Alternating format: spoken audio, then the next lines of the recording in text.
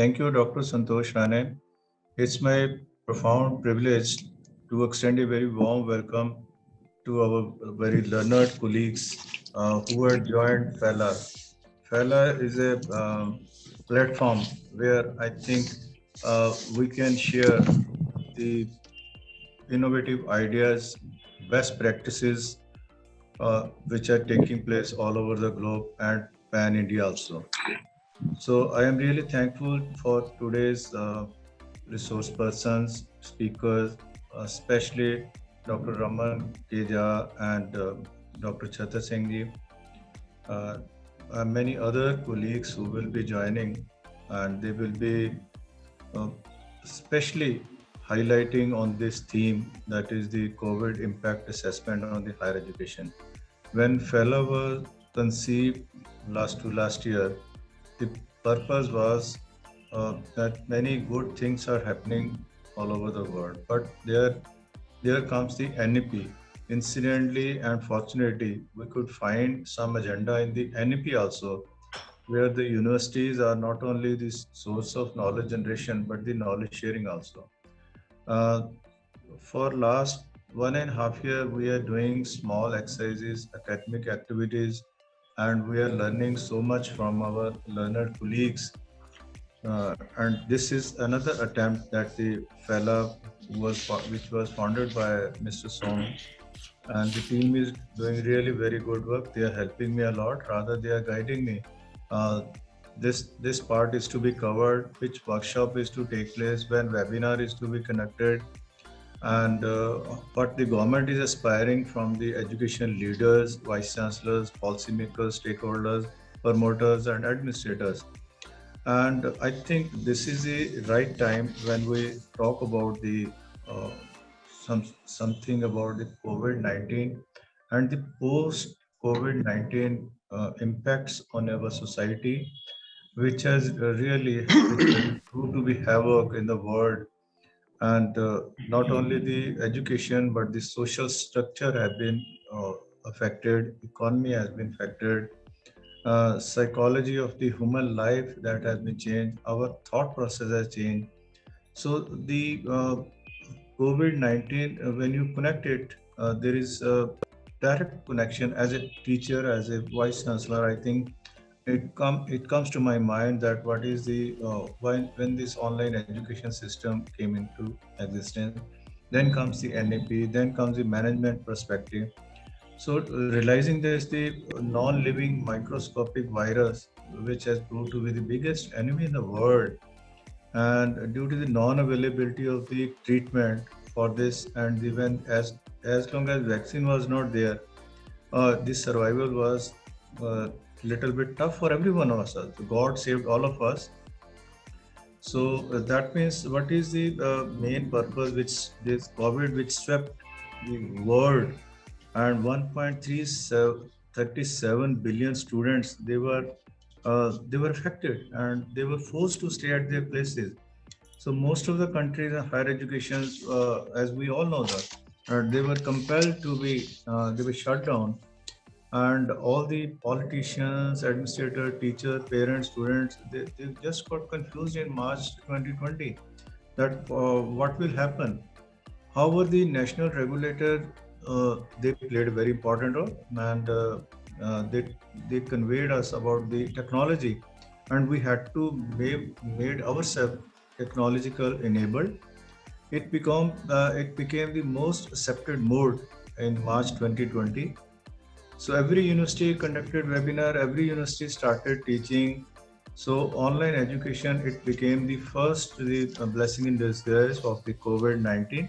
So that means we can say that the terrible time which was going on, uh, we had to switch over from face to face to the online ecosystem. And the closures were it was not only closure of the imparting education, but it was the survival of the universities also, colleges also.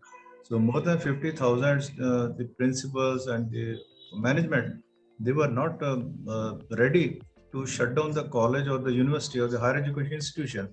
Optimistically, what happened that the most important formative development in that gloomy phase, that could save. And as a change to online. Hello, hello. Am I audible? Yes, sir, you are audible. So as such, uh, this change which took place,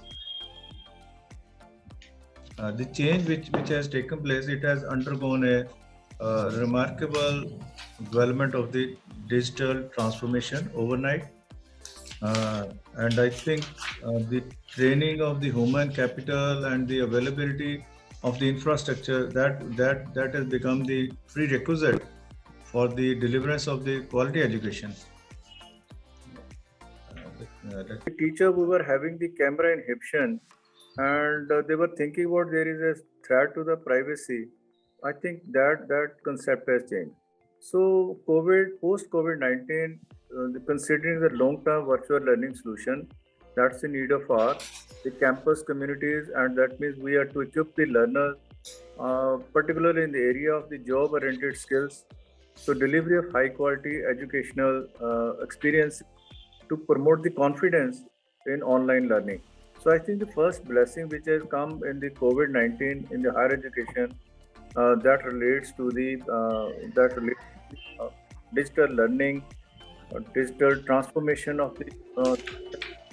So universally, it is true that the havoc of the global economy and also our mental health, that has put in the innovative mode and to develop a collaborative, strategical thinking, resilience, and to have the sustainable society. And that was, I think, that was the spirit of teachers, that instead of within four walls of the university, we have gone to the global university or to the best universities.